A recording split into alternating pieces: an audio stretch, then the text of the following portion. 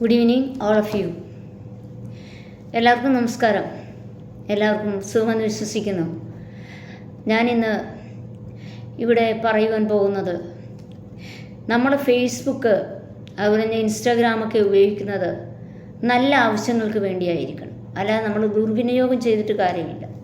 പല കുട്ടികളും ഫേസ്ബുക്കിലൂടെയും അതുപോലെ തന്നെ ഇൻസ്റ്റാഗ്രാമിലൂടെയൊക്കെ പരിചയപ്പെട്ട് വഴിതെറ്റുന്ന അനേകം കുട്ടികളുണ്ട്. കാരണം നമ്മളെപ്പോഴും ഫേസ്ബുക്കായാലും ഇൻസ്റ്റാഗ്രാമും ഉപയോഗിക്കുന്നത് നല്ല രീതിയിലായിരിക്കണം, നല്ല ആവശ്യങ്ങൾക്കായിരിക്കണം. ഇന്ന് നമ്മൾ കഴിഞ്ഞ ദിവസം തന്നെ കാണാനിടയായി 23 വയസ്സ് മാത്രം പ്രായമുള്ള ഒരു പെൺകുട്ടി ഫേസ്ബുക്കിലൂടെ പരിചയപ്പെട്ട് ഒരു പുരുഷനുമായി ഇങ്ങനെ ലൈംഗിക ബന്ധത്തിൽ ഏർപ്പെടുകയും അവർക്കൊരു കുട്ടി ജനിക്കുകയും ആ കുട്ടിയെ അവർ കൊല്ലുകയും ചെയ്തു. അവർ രണ്ടുപേരും അറിഞ്ഞുകൊണ്ടാണ് അത് ചെയ്തത്. വീണ്ടും വർഷങ്ങൾക്ക് ശേഷം വീണ്ടും അവർ അത് അങ്ങനെ തന്നെ ആവുകയും ഗർഭം ധരിക്കുകയും മറ്റൊരു കുഞ്ഞിനെ പ്രസവിക്കുകയും അതിനെയും ഇതുപോലെ തന്നെ കൊല്ലുകയാണ് ചെയ്തത്.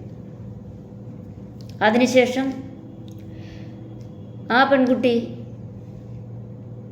മറ്റൊരു പുരുഷനുമായി ബന്ധത്തിലാവുകയും ആദ്യമുള്ള പുരുഷനെ അവോയ്ഡ് ചെയ്യുകയും ചെയ്തു.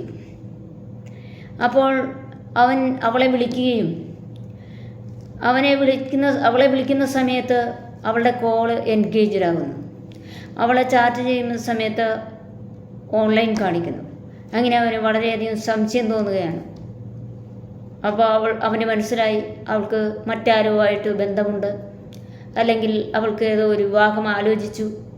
അപ്പോൾ ഇത്രയും വർഷം എൻ്റെ കൂടെ നിന്ന് 2 കുട്ടികളെ എന്നിലുണ്ടായ 2 കുട്ടികളെ ജന്മം നൽകുകയും അതിനെ കൊലപ്പെടുത്തുകയും ചെയ്തതിന് ശേഷം എന്നെ അങ്ങ് തേച്ച് മറ്റൊരു നല്ലൊരു ലൈഫിലേക്ക് കടക്കാമെന്ന് കരുതിയ 23 വയസ്സുകാരിയായ പെൺകുട്ടി, അവൾ എന്ത് സ്ത്രീയായിട്ടാണ് അങ്ങനെയൊക്കെ ചെയ്യുന്നത്? അവൻ പിന്നെ വെറുതെ വിടുമോ? ഒരിക്കലുമില്ല.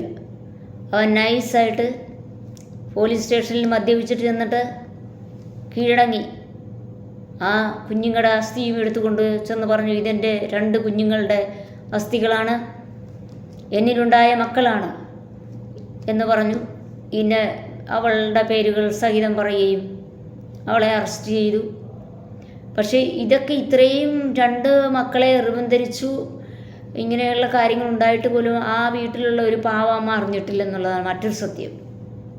അവളെ തെളിവെടുപ്പിന് കൊണ്ടുവന്നപ്പോൾ ആ അമ്മയെ കെട്ടിപ്പിടിച്ച് അവളുടെ വലിയ സങ്കടകരമായൊരു കാഴ്ച അവിടെ കാണാനിടയിൽ. പക്ഷെ ഒരു കാര്യം മനസ്സിലാക്കി, ഇവൾ ഇങ്ങനെ ചെയ്തപ്പോൾ അവൾക്ക് സങ്കടം വന്നില്ലല്ലോ. ഇനി അവൾ ജയിലിൽ കിടന്ന് ഉണ്ടതിഞ്ഞു.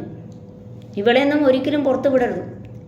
കാരണം നമ്മുടെ ഈ കേരളത്തിൽ എന്ത് തെറ്റും തെമ്മാടിത്തരങ്ങളും കാണിച്ചാലും ഒരു ശിക്ഷയും നടപ്പാക്കുന്നില്ല. അതുകൊണ്ടാണ് ഇങ്ങനെയുള്ള ഓരോ കാര്യങ്ങളും ഉണ്ടാകുന്നത്. ഇവിടെ 2 കുഞ്ഞുങ്ങളെയാണ് കൊന്നത്, അവനും കൂടെയുണ്ട്. ഇങ്ങനെയുള്ള ആളുകളെയൊന്നും ഒരിക്കലും ഇവനെയൊന്നും പുറത്തു വിടരുത്. ഇവനൊക്കെ മരണം വരെ ജയിലിൽ കിടക്കണം. അതായിരിക്കണം ഇവിടുത്തെ നിയമം. പക്ഷെ നമ്മുടെ കേരളത്തിലെ നിയമം ശരിയല്ല. വിദേശ രാജ്യങ്ങളിലാണെങ്കിൽ ഇന്ന് സാധാരണ കണ്ടുവരുന്നത് ഒരു സ്ത്രീയെ ഒന്ന് തുറിച്ചു നോക്കിയാൽ അവൻ്റെ കണ്ണ് ചൂഴ്ന്നെടുക്കും. ഒരു സ്ത്രീയെ എന്തെങ്കിലും കൈ കൊണ്ട് എന്തെങ്കിലും ഒന്ന് തൊടുകയോ അനാവശ്യമായി എന്തെങ്കിലും പ്രവർത്തിച്ച് അവൻ്റെ കൈ വെട്ടിമാറ്റും. എന്തെങ്കിലും ഒരു കൊലപാതകം ചെയ്തെന്ന് പറഞ്ഞാൽ അവനെ തല വെട്ടി മാറ്റും. അവിടുത്തെ നിയമം അതാണ്. അവിടുത്തെ നല്ലൊരു നിയമമാണ്. നമ്മുടെ കേരളത്തിൽ ഇതില്ല. അതുകൊണ്ടാണ് നമ്മൾ ഇന്ന് പത്രങ്ങളിലും സോഷ്യൽ മീഡിയയിലൊക്കെ സാധാരണ കണ്ടുവരുന്ന കാര്യങ്ങളാണ്. 12 വയസ്സുകാരിയെ അപ്പം പീഡിപ്പിച്ചു, 10 വയസ്സുള്ള കുഞ്ഞിനെ സഹോദരൻ പീഡിപ്പിച്ചു, അയൽവാസി പീഡിപ്പിച്ചു, വഴിയെ പോയപ്പോൾ ഒരു ചെറുപ്പക്കാരൻ പീഡിപ്പിച്ചു. ഇങ്ങനെയൊക്കെയുള്ള ഒരുപാട് കാര്യങ്ങൾ നമ്മൾ സാധാരണ കണ്ടുവരുന്നതാണ്. എന്തുകൊണ്ടാണ്? അവർക്കറിയാം എന്ത് ചെയ്താലും അന്നേരത്തെ ആ ഒരു ഇച്ചിരി നേരത്തെ കാര്യങ്ങളല്ലാതെ പിന്നെ അതിനെക്കുറിച്ച് ഒരു അറിവുമില്ല. അപ്പോൾ അവർക്ക് സുഖമാണ്. കുറച്ച് ദിവസം കിടക്കുന്നു, അവർ നേരെ പരോളിനിറങ്ങും. പിന്നെയും കുറച്ച് നാൾ കഴിയുമ്പോൾ അവർ നേരെ പുറത്തു വിടും. അവർ ജയിലിൽ നിന്ന് ചാടി. ജയിലിൽ നിന്ന് വന്നു കഴിഞ്ഞാൽ അവർ സുഖമായിട്ട് ജീവിക്കുക. അപ്പോൾ എന്ത് തെറ്റ് ചെയ്താലും നമ്മുടെ ഈ കേരളത്തിലെ ഒരു നല്ല നിയമ നടപടികളില്ലാത്തതിൻ്റെ പേരിലാണ് ഓരോ മനുഷ്യരും ഇങ്ങനെയുള്ള തെറ്റുകളിലേക്ക് പോകാനിടയാകുന്നത്. മറിച്ച് നമ്മൾ എന്തൊരു തെറ്റ് ചെയ്താലും അതിന് തക്കതായ ഒരു ശിക്ഷ നൽകിയിരുന്നെങ്കിൽ ഇന്നത്തെ തലമുറകളല്ല, പണ്ടുണ്ടായ തലമുറകൾ പോലും ഇങ്ങനെയുള്ള ഒരു പ്രവണതയിലേക്ക് പോകില്ല. അത് ഇവിടെ ആരും ചെയ്യാറില്ല. നമ്മുടെ ഈ കേരളത്തിൽ അങ്ങനെയുള്ള നിയമം നടപ്പാക്കാത്തതിൻ്റെ ഫലമായിട്ടാണ് ഇങ്ങനെയുള്ള കാര്യങ്ങൾ ശരിക്കും ഉണ്ടാകുന്നത്. അതുണ്ടാകാതിരിക്കണമെങ്കിൽ നല്ലൊരു നിയമ നടപടി നമ്മുടെ ഈ കേരളത്തിൽ ഉണ്ടാകണം. അതിന് നമ്മളല്ല, നമ്മുടെ മേലധികാരികളാണ് ഇതിന് മുൻകൈ എടുക്കേണ്ടത്. നമ്മൾ ഒരുപാട് കഥകൾ പലരെയും കഴിഞ്ഞ ഒരു 2-3 മാസങ്ങൾക്ക് മുമ്പല്ലേ എറണാകുളത്തെ ഒരു വീട്ടിൽ 3-4 പേരെ അയൽവാസിയായ ഒരു ചെറുപ്പക്കാരൻ വെട്ടിക്കൊന്നത്. അവന് ആദ്യത്തെ കുറച്ച് നേരത്തെ കാര്യങ്ങളെ നമ്മൾ കുറച്ച് ദിവസങ്ങളായിട്ടുള്ള വാർത്തകൾ മാത്രമേ നമ്മളെ കണ്ടുള്ളൂ. പിന്നെ അവനെക്കുറിച്ച് ഒരു അറിവില്ലേ. അവൻ നല്ല ബിരിയാണിയും നല്ല ആഹാരമൊക്കെ കഴിച്ച് സുരക്ഷിതമായി അവനവിടെ കിടക്കുന്നുണ്ട്. അവന് തുച്ഛമായ വരുമാനവും അവിടെ നിന്ന് കിട്ടും. അത് കഴിയുമ്പോൾ ആ വരുമാനവും കൊണ്ട് അവൻ പരോളിനിറങ്ങും. പരോളിനിറങ്ങിക്കഴിഞ്ഞാൽ അവൻ വീണ്ടും അവിടെ കയറും. അവൻ്റെ കാലാവധി കഴിയുമ്പോൾ അവൻ നൈസായിട്ട് ഇറങ്ങിപ്പോരും. പിന്നെ അവൻ നല്ലൊരു വിവാഹം കഴിച്ചോ അല്ല മറ്റെന്തെങ്കിലും ചെയ്തവൻ ജീവിക്കും. ഇതാണ് നമ്മുടെ കേരളത്തിലെ രീതി. അങ്ങനെ ഒരുപാട് കാര്യങ്ങൾ നമ്മുടെ ഈ കേരളത്തിൽ നടക്കുന്നുണ്ട്. അങ്ങനെയൊന്നും ഇല്ലാതിരിക്കണമെങ്കിൽ നല്ലൊരു നിയമ നടപടി ഈ നമ്മുടെ ഗവൺമെൻറ് നടപ്പിലാക്കണം. എത്രയോ മനുഷ്യർക്ക് മക്കളില്ലാതെ സങ്കടപ്പെട്ട് ജീവിക്കുന്നുണ്ട്.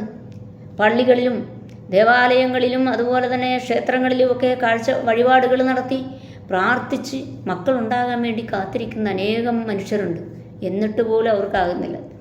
ആ ഒരു സാഹചര്യത്തിലാണ് ഇങ്ങനെയുള്ള തോന്നിവാസം കാണിക്കുന്നവർക്ക് ദൈവം വാരി കോരി കൊടുക്കുക.